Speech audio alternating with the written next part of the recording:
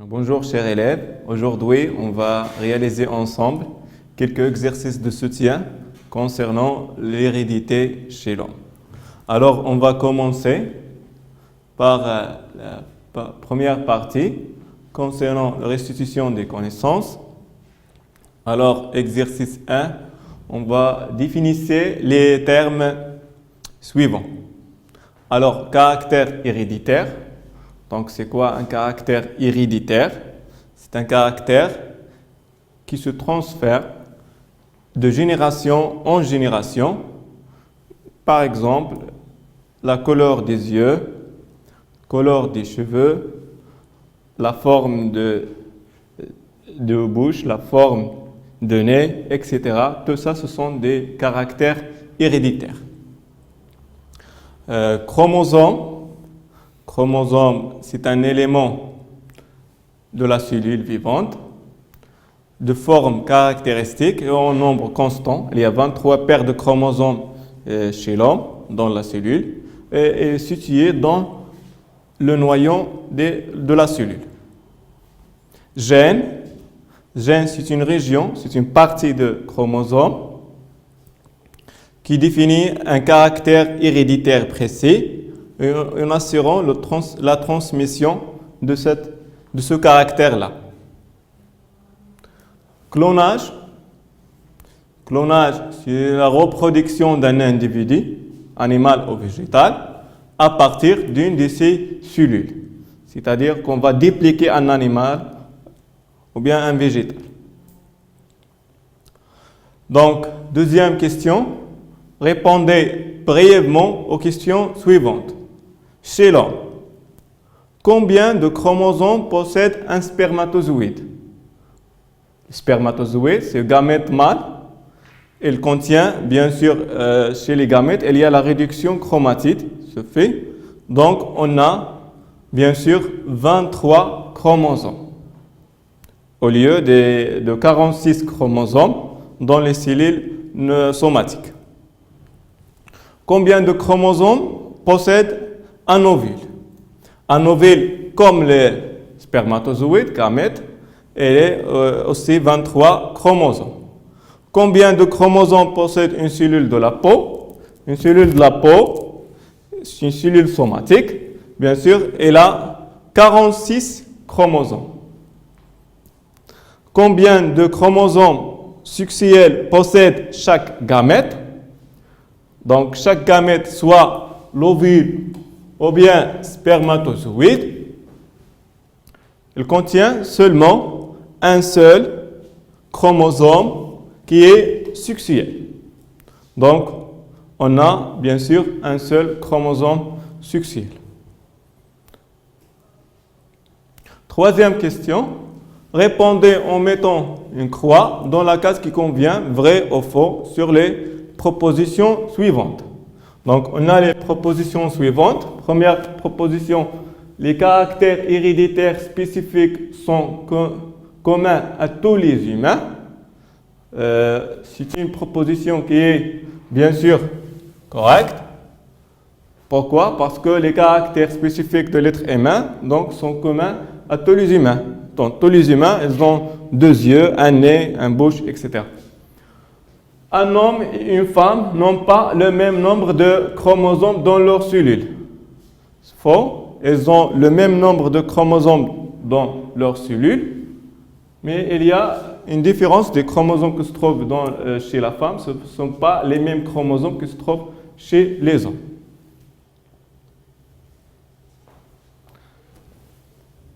Ah bon? Donc, dans un ovule, on trouve toujours un chromosome X. Et dans un spermatozoïde, on trouve toujours un chromosome Y. La première partie de la proposition est juste. Dans un ovule, on trouve toujours des chromosomes X. Mais dans un spermatozoïde, on peut trouver Y, mais aussi on peut trouver X. Donc, c'est une proposition qui est fausse. Ce sont les chromosomes de l'ovule qui détermine le sexe de l'embryon. Non, ce ne sont pas les chromosomes de l'ovule qui déterminent le sexe de l'embryon, mais c'est plutôt les chromosomes de spermatozoïdes qui déterminent le sexe de l'embryon. Parce que toujours l'ovule, il a un seul chromosome sexuel, c'est X, mais les spermatozoïdes, ils peuvent avoir X comme ils peuvent avoir Y, donc ils ont les deux types de chromosomes. Donc, avant la dernière proposition, les deux chromosomes X d'une femme, lui, ont été transmis par sa mère. Bien sûr, c'est une proposition qui est fausse parce que les deux chromosomes X d'une femme, un chromosome par sa mère et un chromosome par son père.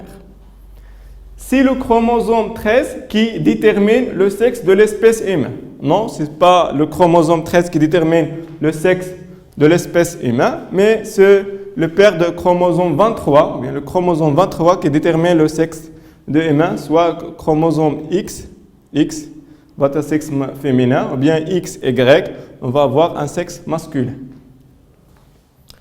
On va passer maintenant à la question 4. Souligner là où les propositions exactes pour chaque des items de A à D. Première item, A. Le karyotype humain est constitué de 46 chromosomes tous semblables. Donc, les 46 chromosomes ne sont pas tous semblables. Est constitué de 23 paires de chromosomes identiques. Bien sûr, ne sont pas identiques. Il y a la différence de taille entre les chromosomes et différent entre les deux sexes. Bien sûr, le karyotype il est différent entre les deux sexes. Karyotype masculin, ce n'est pas la même que karyotype féminin. Le programme génétique se localise dans le cytoplasme de la cellule, le noyau de la cellule, la membrane cytoplasmique.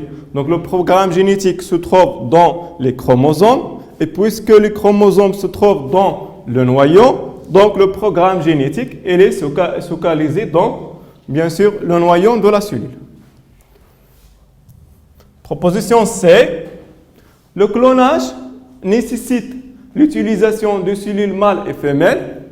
Donc, on n'utilise pas des cellules mâles dans le clonage. Est un type de reproduction asexuée naturelle. Ce n'est pas naturel. Est une technique qui permet de dupliquer un animal à partir d'une cellule somatique. Oui, c'est ça la proposition correcte. C'est une technique de dupliquer, de cloner, de photocopier un animal à partir d'une cellule somatique. Un caractère héréditaire est transmis uniquement de la mère à son fils. Non, ce n'est pas uniquement de la mère, peut-être de la mère ou bien de père. Peut ne pas être visible au cours d'une génération. Oui, il est correct. Il peut être un caractère héréditaire répressif, n'est pas visible dans une génération, est transmis de génération en génération. Bien sûr, c'est ça la caractéristique principale d'un caractère héréditaire. On dit bien sûr qu'un caractère héréditaire, comme on a vu dans la définition, est transmis de génération en génération. Alors, on va passer maintenant au exercice 2. Alors, dans le tableau ci-dessous, classez les propositions suivantes en caractère héréditaire et non héréditaire. Donc, vous avez les propositions et vous avez le tableau. Le tableau contient deux colonnes, caractère héréditaire et caractère non héréditaire. Et on a ici plusieurs propositions. Si on prend la première proposition, longueur des cheveux. Donc, longueur des cheveux, c'est un caractère qui est bien sûr diffère d'une personne à une autre. Donc, c'est un caractère qui est non héréditaire. Couleur naturelle des cheveux, bien sûr, couleur naturelle des cheveux, bien sûr, c'est un caractère qui est héréditaire. Bronzage à cause du soleil, bien sûr, ce n'est pas un caractère qui est héréditaire, mais c'est un caractère qui est non héréditaire. Forme de nez, la forme de nez, bien sûr, elle est héritée d'une génération à une autre. C'est un caractère qui est héréditaire. Tatouage, c'est la personne qui fait le tatouage, bien sûr, c'est un caractère qui est non héréditaire. Couleur des yeux, elle passe d'une génération à une génération et c'est un caractère qui est héréditaire. Musculature à cause de travail physique, de sport. Donc, c'est un caractère qui est non héréditaire. Couleur naturelle de la peau, la couleur naturelle de la peau, bien sûr, c'est un caractère qui est héréditaire. Le poids, il dépend du système de vie de chaque personne. Donc, c'est un caractère qui est non héréditaire. Mais par contre, la forme des menton, c'est un caractère qui est héréditaire. Chers élèves, on va passer maintenant à la deuxième partie de raisonnement scientifique. Premier exercice. Voici deux karyotypes. Et sachant que deux chromosomes, lorsqu'on a deux chromosomes XX, représentent le sexe féminin. Et comme on avait un chromosome X et un chromosome Y, représentent le sexe masculin. Et on a ici, bien sûr, deux karyotypes, karyotype A et karyotype B. Le karyotype A, ce karyotype, il est de Dominique, une personne qui s'appelle Dominique, et ce karyotype B, il est d'une personne qui s'appelle Camille. Alors, on va passer aux questions. Première question, citez les similitudes de ces deux karyotypes. Les similitudes, si on va revenir aux karyotypes. Les similitudes de ces deux karyotypes. Dans les deux karyotypes, on a 22 paires de chromosomes semblables.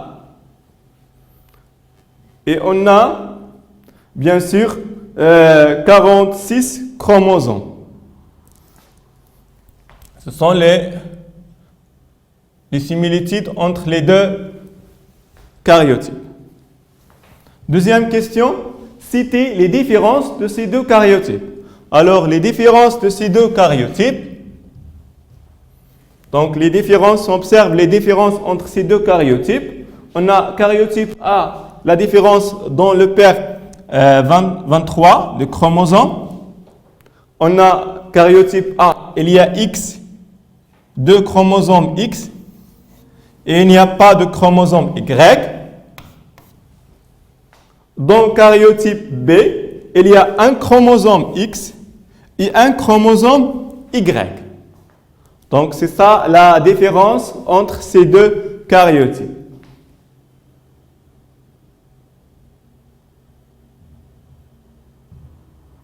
Donc, troisième question, qui est le sexe de Dominique? Donc, Dominique, si on revient au karyotype, on va voir les sexes des deux personnes. Dominique, il a deux chromosomes X. Donc, lorsqu'on a deux chromosomes X, donc c'est un karyotype d'une femme, un sexe féminin. Par contre, Camille, il a un chromosome X et un chromosome Y. Donc, c'est un karyotype d'un homme, c'est un sexe masculin. On est d'accord? Donc, c'est ça ce qui est dans la troisième question, le sexe de Dominique. Quatrième question, le sexe de Camille. On a déjà dit que c'est un sexe qui est masculin, d'un homme. Donc, on va passer maintenant au exercice 2, chers élèves. Donc, la trisomie 21 au syndrome de Down, c'est une maladie génétique, est une anomalie chromosomique qui se caractérise par un karyotype présente 3 chromosomes 21 au lieu de 2 chromosomes seulement. Le document ci-dessous, je vous projette le document, présente un karyotype particulier d'ovule humain. Donc voilà le karyotype d'ovule humain et voilà une image d'une fille qui a la trisomie 21 au syndrome de Down. Alors, on va passer aux questions. Première question, relevez l'anomalie de ce karyotype. On va revenir au karyotype. On va faire extraire l'anomalie dans ce karyotype-là. Donc le karyotype, le karyotype d'ovule, c'est un karyotype d'ovule, des gamètes. C'est-à-dire qu'il faut contient seulement un seul chromosome de chaque paire. Donc il y a un seul chromosome, 2, 3, etc. L'anomalie ici, c'est, si vous observez bien, le chromosome 21. Au 21, il n'y a pas de séparation, on a deux chromosomes, c'est-à-dire deux paires de chromosomes 21. Par contre, c'est un gamète, il faut avoir seulement un seul chromosome. Donc, c'est ça l'anomalie qui se trouve dans ce karyotype de gamète. Le karyotype présente, comme on a dit, deux chromosomes 21 au lieu d'un seul chromosome. Expliquez en utilisant vos connaissances comment l'anomalie constatée peut se produire au cours de la formation de l'ovule concerné. Donc, cette anomalie on sait bien que les ovules se forment au niveau des ovaires. Il y a la formation des ovules, ça vous avez déjà vu dans la reproduction humaine. Donc, lorsque les cellules mères qui vont donner les ovules, elles vont subir une division cellulaire pour avoir la réduction du nombre de chromosomes de 46 à 23. Donc, chaque ovule, elle va avoir seulement 23 chromosomes. Si on prend l'exemple, comme on a parlé, de ce ovule-là, donc il y a ici dans le chromosome 21, ici, il n'y a pas de séparation. Et donc, cet ovule, il a deux chromosomes 21. Il peut avoir un autre ovule qui n'a aucun chromosome 21.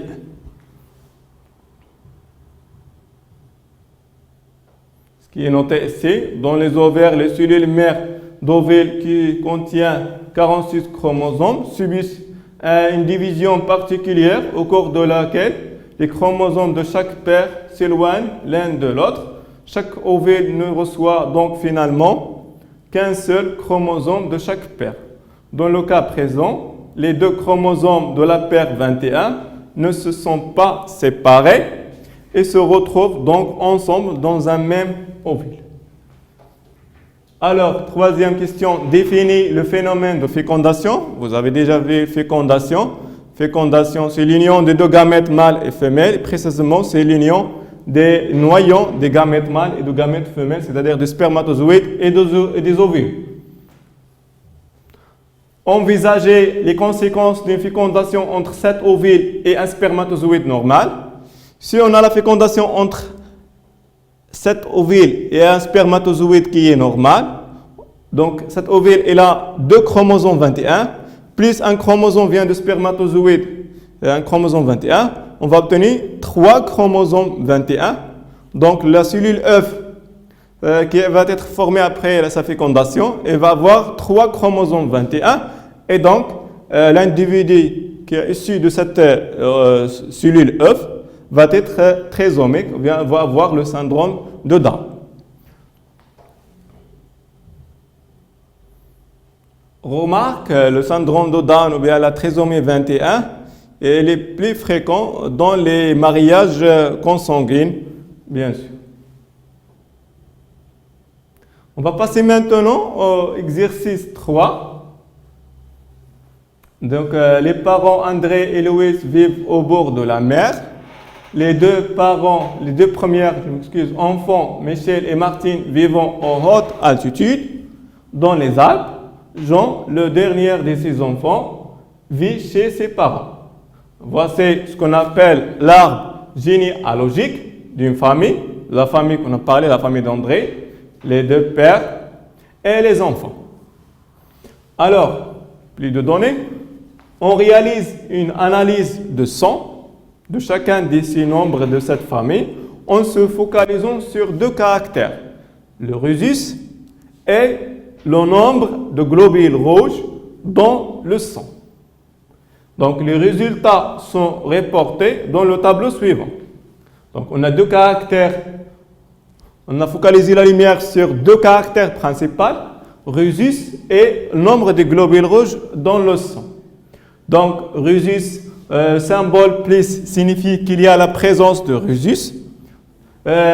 Symbole moins, c'est-à-dire l'absence du rhésus. Donc le père, il a le rhésus, la mère n'a pas de rhésus, leur descendante, elle a tout rhésus. Nombre de globules rouges pour chaque personne ou bien chaque individu de cette famille-là. Alors la question, déterminer lequel de ces deux caractères est héréditaire. Donc, si on observe ici le nombre, ici le rhésus se trouve chez les parents et se trouve aussi chez leur descendance. Donc, il passe d'une génération à une génération. Donc, c'est un caractère qui est héréditaire. Par contre, le nombre des globules rouges, ici, on voit que les deux enfants, Michel et Martine, ils ont le nombre le plus élevé des globules rouges par rapport à ses parents et à son frère. Donc, pourquoi? Parce que ces deux, comme on a vu dans les données, Michel et Martin, ils vivent dans des hautes altitudes. Donc, puisqu'ils vivent dans des hautes altitudes, donc ils ont un nombre de globules rouges plus élevé. Donc, le nombre de globules rouges n'est pas héréditaire, ne passe pas d'une génération à une génération. Donc, c'est un caractère qui est non héréditaire. Exercice 4. Le schéma ci-dessus représente le clonage des amphibiens. On a une grenouille. On va faire le clonage. On va extraire les ovules d'une grenouille. Puis on va faire la destruction des noyaux de cet ovule. Puis on va prélever les noyaux de cellules intestinales d'un embryon albinos. Albinos, c'est-à-dire qu'il n'a pas le pigment de peau. On va les transférer vers les ovules pour former les cellules œufs qui va donner une descendance. Alors, les questions. Indiquer le traitement que l'on fait subir aux ovules pondés par les femelles adultes. Donc, on a fait la destruction des noyaux de la femelle adulte. Les ovules, bien sûr, de la femelle adulte. Préciser d'où viennent les noyaux de cellules d'œufs. Donc, les noyaux de cellules œufs, on a déjà vu qu'ils viennent des cellules intestinales de l'embryon albinos. C'est elle qui va donner son noyau aux ovules. Donc, décrire l'aspect de la peau des individus issus de ces cellules œufs. Donc, l'aspect des individus issus de cette cellule, ils ont un peau, donc individu albinos, tout identique. Ils n'ont pas le pigment de peau. Donc, dernière question. Dire qui de la grenouille ou de l'embryon albinos présente le même caractère. Donc, le caractère, il est venu bien sûr, de l'embryon albinos. On va passer à la partie de communication graphique. La dernière exercice. Donc, le génome humain est estimé actuellement environ 28 000 gènes. Ces gènes sont répartis le long des chromosomes. Le graphique ci-contre représente la répartition des gènes identiques, l'ensemble des chromosomes d'un an. Voilà le nombre des gènes dans les chromosomes. On passe rapidement aux questions. Indiquer qui est l'information située sur l'axe des abscisses. Donc là, si on revenait au graphique, il y a l'axe des abscisses. L'axe des abscisses contient les nombres de 1 jusqu'à 22, puis X et Y. Donc c'est le numéro des chromosomes. À partir du graphique, extraire le nombre des gènes portés par le chromosome 6. Si on revient toujours au graphique, donc on va chercher le chromosome 6, donc de 1 jusqu'à 6, voilà le chromosome 6. Donc on va faire une projection horizontale pour voir le nombre des gènes dans ce chromosome, projection horizontale. Donc voilà, c'est à peu près 1700 chromosomes identifiés dans 1700 gènes identifiés dans ce chromosome-là, 6. Donc, troisième question. À partir du graphique, extraire le nombre des gènes portés par le chromosome 8. De la même manière, On va chercher le chromosome 8 et on va faire une projection horizontale sur le nombre des gènes dans ce chromosome-là. Elle est à peu près, même chose, 1000 chromosomes. Alors, je m'excuse, 1000 gènes dans ce chromosome. 1000 gènes qui est identifié, bien sûr. Identifier le chromosome ayant le plus de gènes. Donc, on cherche le chromosome qui a le plus de gènes. Donc, le chromosome qui a le plus de gènes, bien sûr, c'est le chromosome 1. Le chromosome 1, c'est le chromosome le plus de gènes. C'est normal parce que le chromosome 1, c'est le plus long des chromosomes. Il est à peu près ici 1750 gènes qui est identifié.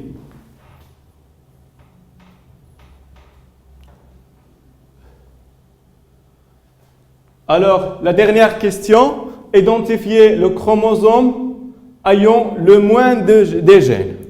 Donc, toujours de la même manière, on va chercher dans le graphique le chromosome qui ayant le moins de gènes dans le graphique. Donc, c'est le chromosome Y. Le chromosome Y, ça.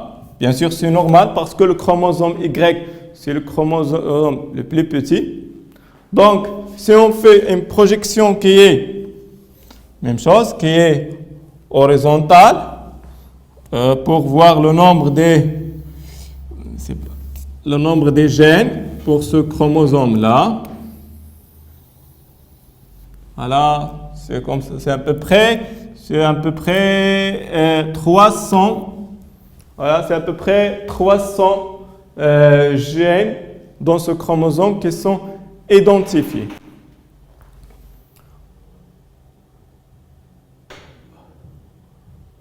Donc, oui, donc le chromosome Y est le chromosome qui possède le moins de gènes et environ 300 gènes identifiés.